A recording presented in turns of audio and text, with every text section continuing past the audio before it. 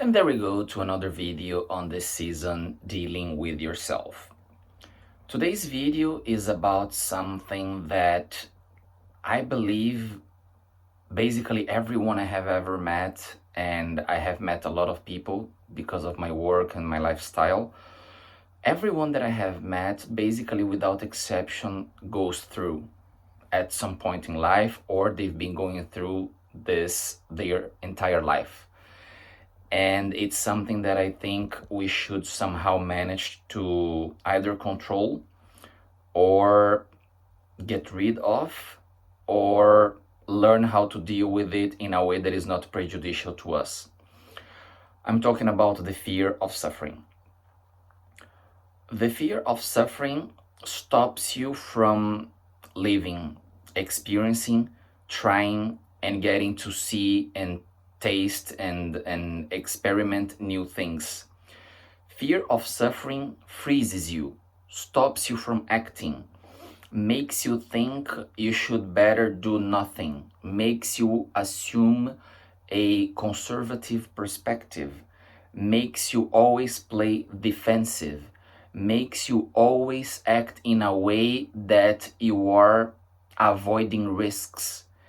And sometimes in life you need to run some risks. Sometimes in life you want to try things that are not completely secure, that are not completely guaranteed that you are going to get, or that you are going to succeed at that enterprise, or that you are going to manage to deal with, and so on. Let me start with one example because it's one of the most, basic ones that I have seen around me. People are afraid of love, for example. They are afraid of falling in love with someone. An example that I can give you is, I remember talking to a friend of mine, a woman. It's a woman, it's not a girl. She's not a teenager anymore, far from that. And I remember talking to her once, and she was kind of interested in a guy, and she didn't want to act, but she also didn't want him to act. She didn't want him to try something. And I asked her, but why, if you're interested in the guy?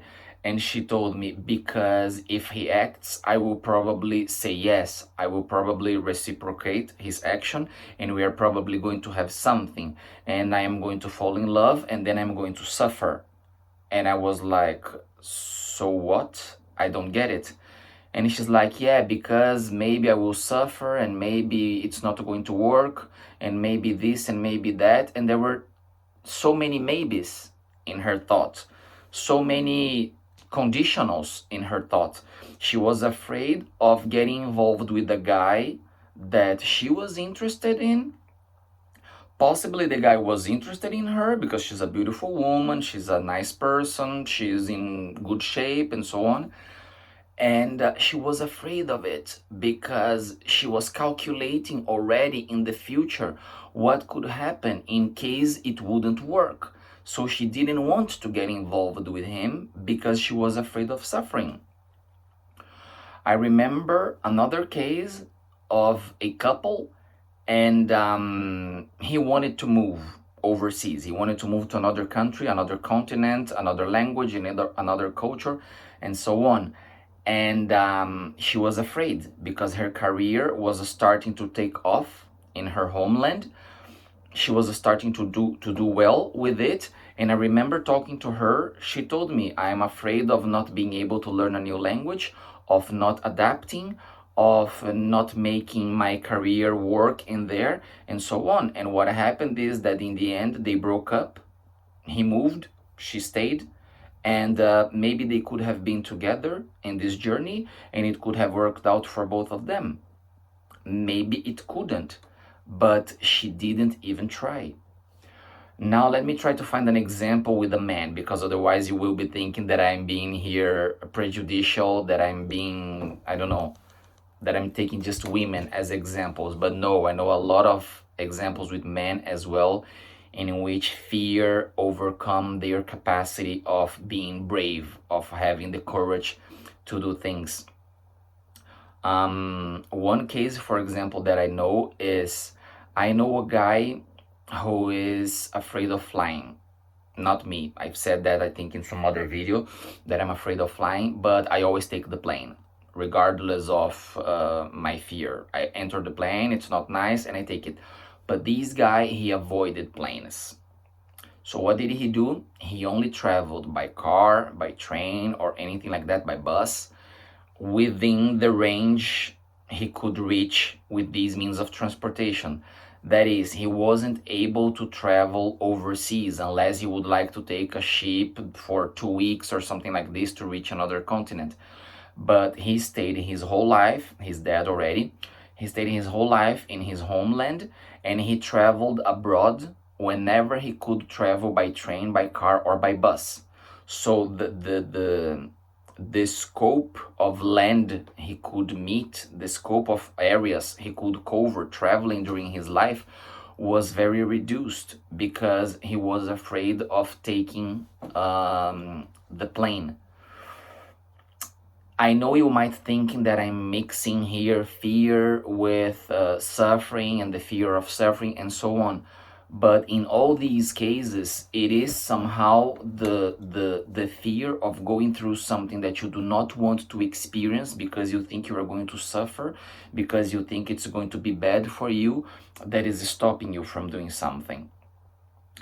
And you have to remember that life itself is dangerous. I don't know if you see it this way or if it's just my way of understanding it, if I have this image, but I believe that the mere existence, the mere fact that we came to life was an act of danger, a risk, an act of violence somehow coming out of our mothers, so to say. And that shows that life somehow is risky, is dangerous, is going to bring you challenges, and you shouldn't be afraid of experiencing them. You shouldn't be afraid of the consequences. Now, let's leave this shortly to the side and let's go to something else that is completely linked to this. I am not saying here that you should be just a crazy person, irresponsible, inconsequent, and that you shouldn't calculate the possible outcomes of your decisions, of your actions, and so on. I'm not saying that. I wouldn't be that childish or silly. But what I'm telling you is always playing defensive, always being afraid of things, always over calculating without even giving the chance for the thing to happen.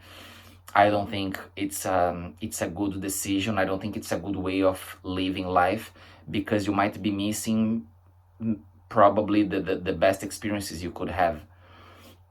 Another example that comes to my mind is, let's suppose that you meet someone, maybe in a trip, maybe in something temporary. You go for a 6-month exchange in the university, your work sends you overseas or somewhere for a couple months and so on, and you meet someone and you really like this person, you both get along super well, you feel that you are starting to fall in love, or it's a strong passion or something like this, but then you think, no, I'm not going to invest on this, I'm not going to put a lot on this, I'm going to hold myself, I'm going to hold my feelings, control as much as I can, not getting involved, not getting super emotionally involved, because I'm leaving soon and then I'm going to suffer because I'm going to miss the person and I'm not going to see the person again, blah, blah, blah, blah, blah. Look, maybe that's exactly what's going to happen, but maybe you will fall in love, the person will fall in love, you will both be so interested in each other that you will decide to move overseas to that country, the person will decide to move to stay with you. In the beginning, maybe it's going to be difficult and it's not going to be possible to move, so you will be traveling there whenever you have a chance, the person will be traveling to see you whenever you have a chance, you will try to meet in a third country whenever you have the chance, and you will make all the efforts as you see the relationship advances in order to stay together, and maybe at the end one of you will move to stay with the other. And this is something that you are only going to be able to do and experience if you really try it. So the general message of this video is, do not be afraid of life and the experiences that life can bring you because you are afraid of suffer, because you are afraid of the consequences, because you are afraid of bad outcomes that might happen.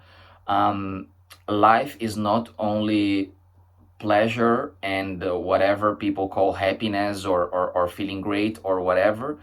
Life is also going through difficult moments, through situations that make you feel down, through a certain level of suffering that you shouldn't be looking for, as if you wanted to torture yourself as well. That is clear. But it's part of life, and sometimes it can bring you very, very, very good reflections, lessons.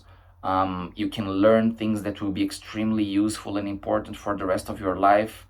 So don't be afraid of possible suffering, problem, difficulties, or whatever you consider negative you could experience, because life is also that. That is also part of saying that you are a human being that has been through life. Okay? See you in the next one.